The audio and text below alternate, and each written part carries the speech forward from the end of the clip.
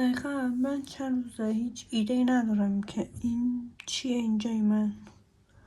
چه جور موییه که رشد کرده.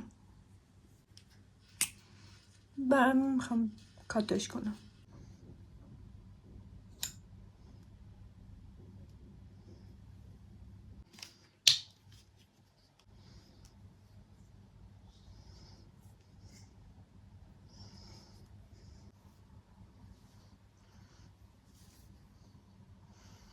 سلام، این اولین ولاگیه که من دارم میگیرم. موضوعش هم چیل کردنه، چون خودم هم زیاد راجبش نمیدونستم که چیل کردن چیه. فقط یه سری ویدیو دیده بودم تو یوتیوب که با این موضوعن.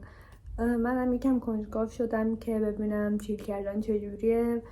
رفتم ویدیو دیدم، از چت جی پی تی حتی پرسیدم که چیل کردن چیه. یعنی که بدون دغدغه و استرس یه سری از کارا رو انجام بدی، یه سری کارای مفید واسه خودت برنامه‌ریزی کنی، توی طول روز انجام بدی. و امیدوارم که ولاگ خوبی بشه، چون تا حالا ولاگ نگرفتم و ولاگ چیل کردنم نگرفتم تا حالا. توی پینترست که میچرخیدم یه لیست بودش، لیست اعتراف بود که حالا به خودت اعتراف میکردی که یه کارایی انجام دادی، یه کارایی انجام ندادی. واسه همین واسم جالب بود که گزینه بود که بعد تیک میزدی انجامش دادی یا نه. اینم خیلی دوست داشتم تو ولاگم انجام بدم. خب چک لیستی که الان نوشتم اینه که اگه برسم باید برم بیرون خرید کنم. مرتب کردن اتاقه که از صبح که پا شدم دارم خودم آماده میکنم واسه ولاگ. خیلی کثیفش کردم، به هم ریخته، واسه همین مرتب کردن اتاقم اینجا نوشتم. آب دادم به گلا، اینو اگه برسم حتما انجام میدم، چون خیلی وقتی که احساس میکنم که به این گیاهایی که دور و برمه آب ندادیم. پادکست گوش بدم، مدیتیشن و نیم ساعت هم ورزش کنم. من خیلی وقته که ورزش نمیکنم. دوست داشتم حداقل تو خونه از تو یوتیوب یه سری ورزش ها رو، ورک اتایی که توی خونه انجام میدن و انجام بدم. اصلا همین توی لیست امروزم نوشتم، امیدوارم بتونم همش انجام بدم. قبلش این لیست اعتراف کنم میخوام باتون انجامش بدم و همین. بریم. امتحان رانندگیمو رد شدم. من اصلا امتحان ندادم، رانندگی یاد نگرفتم، چون علاقه ندارم. بیشتر اگه میتونستم ترجیح میدادم که موتور رو یاد بگیرم و گواهی نمشه بگیرم. واسه همین تا حالا رد نشده حساب میشه. یه زبان خارجی یاد گرفتم. اینو داشتم، زبان ترکی استانبولی یاد گرفتم. الانم چون ترکیم به دردم میخواد. و زبان کره یاد گرفتم. حالا به خاطر علاقه بوده، توی سن کمتر سریال زیاد دیدم، بعد دنبالش کردم، رفتم آموزشگاه، زبانش یاد گرفتم، امتحان تاپیک دادم و اینا. پس این یه کارو کردم، تیک میزنم جلوش.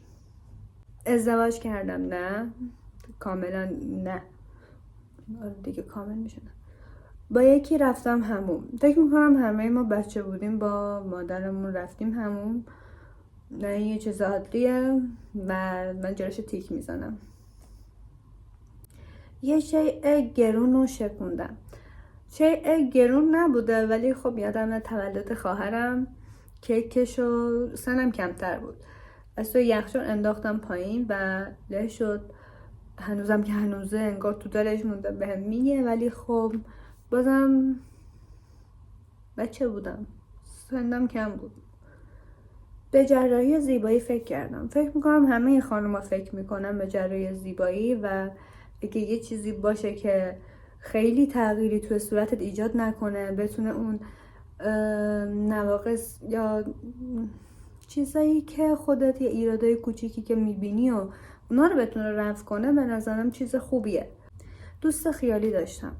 دوست خیالی که نه، ولی خب با صدایی که تو ذهنمون هست هممون صحبت میکنیم، فکر میکنیم.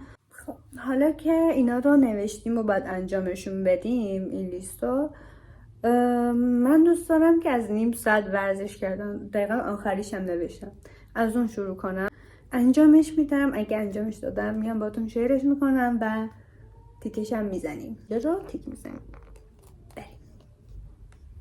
خب من ورزشم رو انجام دادم، حدود نیم ساعت بود ولی 20 دقیقه انجام دادم و اینکه تقریبا همه کارهای لیست رو انجام دادم، تمیزکاری و اینا.